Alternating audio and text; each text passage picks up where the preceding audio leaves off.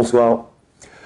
Bonsoir à tous. Alors, avant de commencer, je rappelle que ceux qui veulent poser des questions, ils peuvent le faire en envoyant un mail à l'adresse qui est indiquée en dessous. Et on va reprendre là où on s'est arrêté. Alors, la dernière fois, et depuis le début de ces séances, on a expliqué en fait où est-ce qu'on trouvait la dimension messianique dans les textes. J'avais commencé par le texte de la Tfila, la Hamida, qu'on fait 3 fois par jour, parce que dedans, effectivement, on voit apparaître le Messie, et il y a tout un processus qui est intéressant, comment les brachot, elles s'enchaînent les unes après les autres, et comment le traité Megillah, il a expliqué, le traité talmudique Megillah, il a expliqué le sens de cet enchaînement, et qui est important pour nous, parce que c'est une avoda qu'on fait tous les jours, et donc ça veut dire sur laquelle on revient tout le temps, et a priori, les prophètes et les sages de la grande assemblée qui ont institué le texte de la Hamida, ils savaient ce qu'ils faisaient, ils voyaient très très loin.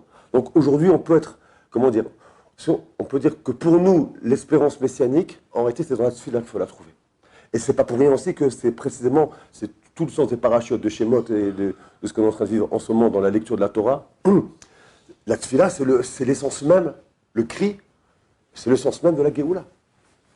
Parce que c'est quand il y a un besoin qu'Hachem il peut remplir ce besoin. S'il n'y a pas de besoin, si une Tfila n'est pas authentiquement, elle ne naît pas des profondeurs d'un besoin authentique, alors il n'y a aucune raison pour que l'homme il soit répondu à sa prière.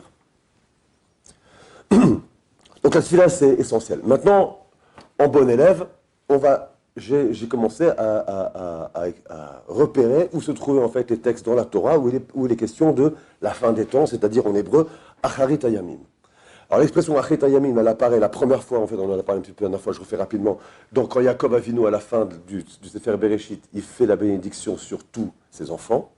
Et là-bas, nous dit le Ramban, Acharit Hayamim, parce qu'on ne sait pas ce que ça signifie, en été, on l'apprend de la Gemara, donc Sachim en particulier, mais toujours est-il que ça veut dire, effectivement, la fin des temps, c'est-à-dire le dévoilement messianique. Et on a plusieurs textes où il est question de dévoilement messianique dans la Torah, de cette période qui s'appelle Acharit Hayamim. Il y a un texte qui est le plus difficile, parce que c'est une prophétie qui est écrite sous une forme poétique, et en plus qui est dite par un non-juif, par Bilam. Où effectivement, il y a aussi tout à la fin donc, du Sefer Bamidbar, juste avant la paracha de Pinchas, on a aussi là-bas tout le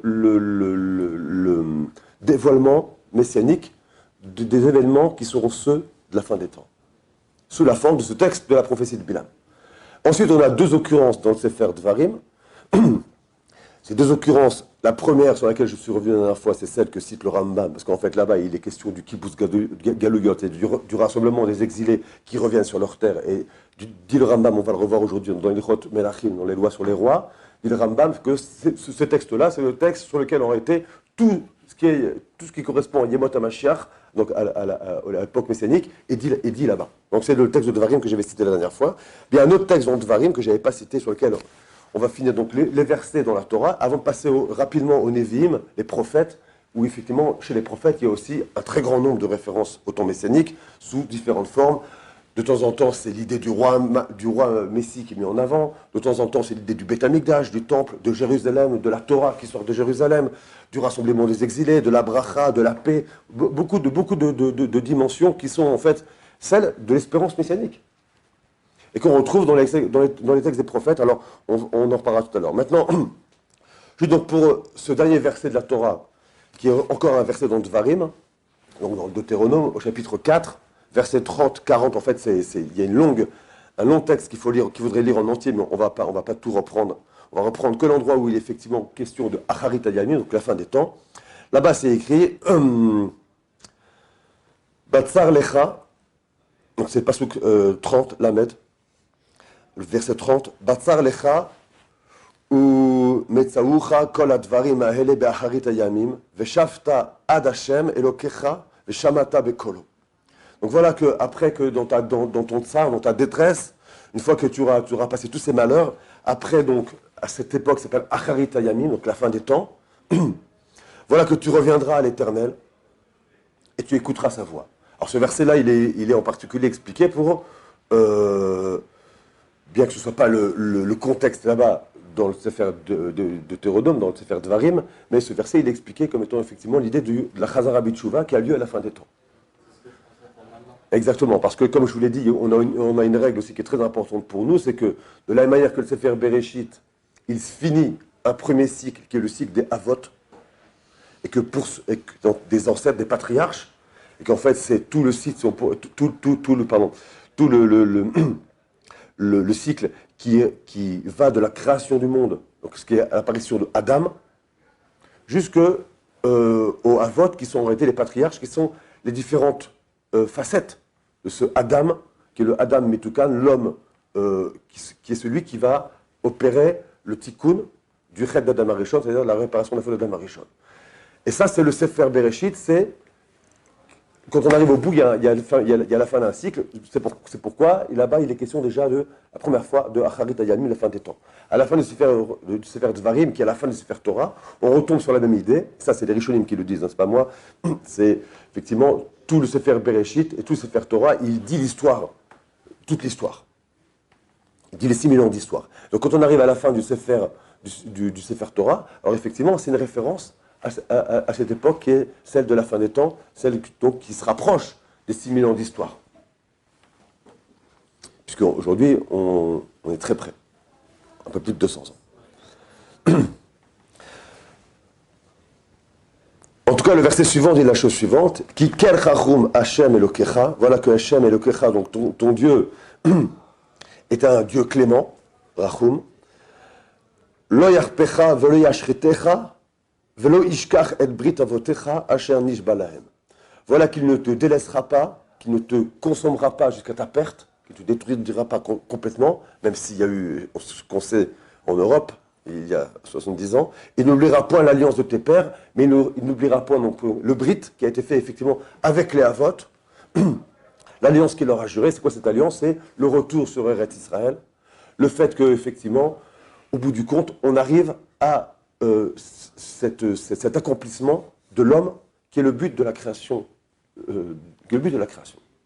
Donc, une fois de plus, le Sefer Bereshit, il a voulu dire cet accomplissement sous la forme des Avot, et ce Sefer est pour nous la référence de ce qui s'appelle le Tikkun Amidot, parce qu'on va trouver finalement ce qui se passe pour nous de ce que signifie la forme de l'homme, et donc comment apprendre des Maaseh, Avot, Siman et Banim. Donc les actes des ancêtres sont siman pour nous les banim, sont des siman, sont des repères, on va dire, des signes, mais en réalité c'est des repères pour effectivement nous faire une avodat Hashem, qui correspond à l'avodat Hashem des Avot. Vivre au degré des Avot, c'est pas donné à tout le monde. Ça veut dire c'est vivre l'existence d'Hachem au présent de manière totale. Pas être pris par le matérialisme dans lequel on a été plongé depuis la conquête grecque du monde. Ça remonte à plus de 2500 ans, quoi. Si on refait monter ça jusqu'à Alexandre Mogdon à peu près. Ça remonte, ça veut dire. Déjà avant, non? La conquête grecque. Oui, déjà avant la conquête grecque, non? C'est-à-dire c'est-à-dire que le matérialisme, en soi, il n'y a que le judaïsme qui s'y intéresse à la mode. C'est vrai. Et il y avait déjà des civilisations avant la Grèce. C'est vrai. Effectivement, il y a deux civilisations, en tout cas, pour nous, dans Babylone et l'Égypte. Exactement. Non, Babylone et Paras. L'Égypte, qui est en fait celle qui est la civilisation du Sefer Torah, la civilisation Goy par excellence du Sefer Torah, elle, en Égypte, on va trouver au contraire, c'est un des points que je voulais aborder aussi aujourd'hui, c'est que justement l'espérance messianique, elle naît aussi de cette idée qui est la libération d'Égypte. Parce que l'Égypte, c'est effectivement, dans les Arba Malchouyot, tu as cité les 4 exils en fait, 4 parties de l'exil, donc la Grèce est le 3e, avant c'est Paras, c'est la Perse, ce qui s'est passé à l'époque de Purim, et précédemment c'est Bavel, Babylone avec Nabuchodonosor, avec la destruction du temple, du premier temple. Mais avant ça, donc ça en fait c'est effectivement, il y a ce qu'on appelle, il y a toute une stature humaine qui commence avec, on voit dans la prophétie de Daniel, qui met en place effectivement ce qui est l'exil d'Israël, et donc au bout du compte, qui parle d'exil, parle forcément de dévoilement messianique. Parce que ça, c'est une idée aussi qui est fondamentale. Celui qui ne vit pas son existence juive sous la forme d'un exil, alors il n'y a aucune raison qu'il espère le Messie. Donc lui, il est comme moi, il est comme à côté. Mais pour chacun de nous, c'est vrai ça. Parce qu'on peut s'habituer justement à des réflexes qui font qu'on fait de la Torah, finalement, quelque chose auquel on peut s'accoutumer, si on peut dire, alors qu'elle est d'origine divine et que notre existence, on devrait la vivre. C'est le but de toutes les mitzvot, sous la forme d'une existence divine. Complètement, justement, débarrassé donc de ce matérialisme qui est effectivement maintenant le propre de la Grèce. On en reparlera pourquoi, parce qu'en fait c'est à cause du rapport de la conception des choses. La Grèce a amené une pensée humaine qui conçoit les choses avec une séparation du rapport à la transcendance. Alors qu'effectivement, il y a un matérialisme qui précède. Le matérialisme de Paras, c'est celui dont parle Daniel. C'est-à-dire que Paras, il est comparé là-bas à un ours. Donc effectivement, c'est un matérialisme qui dévore, qui est sous la forme de la passion, du désir, de la possession. Ça, c'est Paras. La possession au sens, on pourrait presque dire, si on fait remonter Ishmaël à Paras, on pourrait presque dire que toute la dimension qui sous-tend, qui développe l'idée d'un rapport aux passions assouvi, d'ailleurs que c'est une des messianiques aussi chez elle, enfin celle de la fin des temps, enfin du monde futur, en réalité c'est un renvoi à Paras. Parce que Paras c'est ça. Paras c'est le Maral met le point là-dessus, c'est le fait que au moment où Aman vient pour acheter le peuple juif à Achashverosh, à Assuérus, donc il le paye, il donne l'argent. Assuérus a fait une bonne affaire. Au bout du compte, qu'est-ce qu'il fait Assuérus à Achashverosh? Il rend l'argent à Aman. Il lui rend l'argent. Et en fait, c'est pas l'argent qui m'intéresse. C'est pas le fait de posséder, c'est juste le fait de jouir de la possession. Il a fait une bonne affaire. Maspik, c'est suffisant. Donc ce jeu de l'argent, qui en fait n'a aucune valeur, quoi. C'est le propre de posséder. Ça, c'est l'idée de l'ours qui dévore sans cesse, que voit le Daniel dans la prophétie de Daniel. Et tel qu'il est expliqué par le Maral de Prague. Et maintenant, on a Babel. Babel, c'est aussi un rapport à la matérialité, tu as raison, au matérialisme, et cette fois-ci sous la forme du kavod. Babel, c'est celui qui veut posséder, mais les choses qui sont importantes. Il y a un grand rapport, c'est-à-dire évidemment, plus on remonte vers le mont Sinaï, plus le rapport au divin et à l'existence, il est effectivement chargé d'un vrai poids. C'est pas quelque chose qui est, aujourd'hui, on est dans une légèreté. On sait plus où on est, quoi. À l'époque, et donc, Babel, c'est cette idée-là aussi. Il y a l'idée on va prendre les choses qui sont importantes dans le monde, mais vraiment importantes, et de ça, on va en faire une gloire. Et pour nous les hommes. Donc c'est aussi une idée d'une possession matérielle, dans tous les cas. Qu'effectivement, le propre du judaïsme en ce sens-là, c'est que, au contraire, pour nous, la matière, c'est que le Echitimse, c'est-à-dire c'est le moyen. Voilà, c'est un moyen de dévoilement. Et la Gdusha, ça a toujours été ça pour nous. La Gdusha, elle se dévoile à travers le corps. Le corps n'est pas banni aussi, par exemple, chez nous, à différence d'autres traditions, pour ne pas les citer.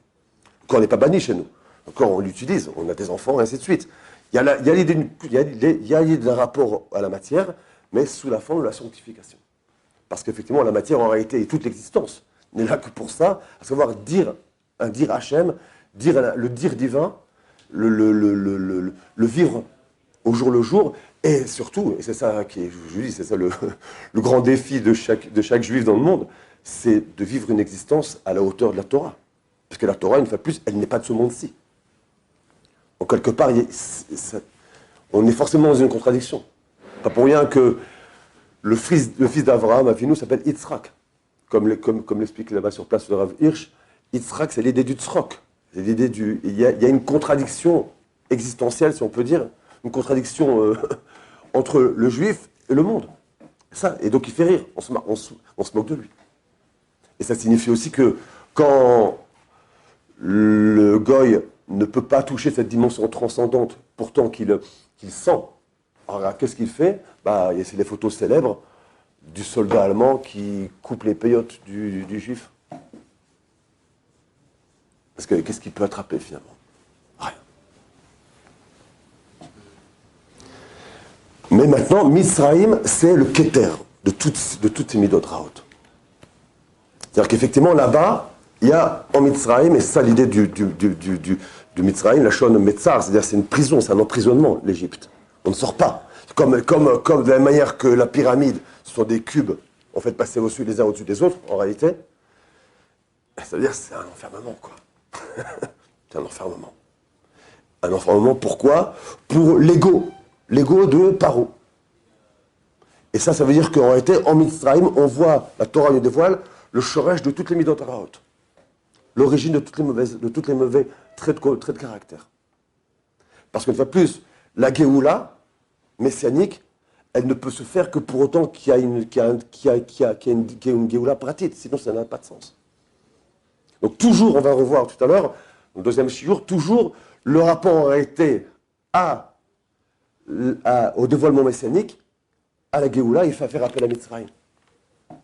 C'est comme ça que le Maharal définit le Netzach Israël. Netzach Israël, le triomphe d'Israël, si on peut dire, il y a un livre qui porte ce nom, là-bas dans la préface, il explique ça. Pourquoi il a donné ce nom-là? Netzach, c'est ça. Netzach, c'est l'idée d'un Nitzachon qui aura lieu. Pourquoi? Parce qu'il a déjà eu lieu. Parce que le juif, il a en lui la Yetziat Mitzrayim, qui est le fait de s'être libéré des mauvaises midotes. Il s'est libéré une fois pour toutes des mauvais traits de caractère. Et donc il peut comprendre, il peut avoir accès effectivement à un dévoilement messianique qui dit l'homme dans le dévoilement du Tselem Elohim. C'est le seul. Maintenant, ça ne veut pas dire que cette Prinat Israël qui s'appelle Yetziat Mitzrayim, elle n'existe pas chez le Goy, elle existe aussi chez le Goy. Le Goy, il a aussi une Yetziat Mitzrayim. Il a aussi cette possibilité de faire un tikkun amidot, d'arranger ses traits de caractère et de comportement, ses idéaux, ses valeurs, de voir loin, de construire des familles. Et c'est ça, mais c'est le Mashiach. Donc il y a une Nekudat Israël aussi qui est chez le Goy. Et le texte avec lequel j'avais fini la semaine dernière, qui était le commentaire que donne le Chaim sur le passage là-bas de Bamidbar, dans la prophétie du Bilam, il explique clairement, c'est une de ses dernières phrases en plus, il dit « Lo itabdu kol haumot le'atid lavo » toutes les homot, toutes les nations ne seront pas détruites. Au contraire, parce qu'elles auront dévoilé en elles le point Israël. La manière que l'Israël, il aura fait disparaître en lui le point, toutes les dimensions goy qui sont en lui. Parce que ça, goy, c'est quoi finalement goy? Goy, c'est mauvaise midote. C'est comme ça qu'on peut lire aussi justement des textes qui nous paraissent des fois, on ne comprend pas. Des fois, il y a des assassinats, des milliers de personnes qui disparaissent d'un coup. On ne comprend pas comment c'est possible, comment on peut avoir autant de mal, quoi. Alors il faut comprendre ça. Il faut essayer de rentrer dans le... Bon, on ne peut pas tout faire. Voilà pour aujourd'hui.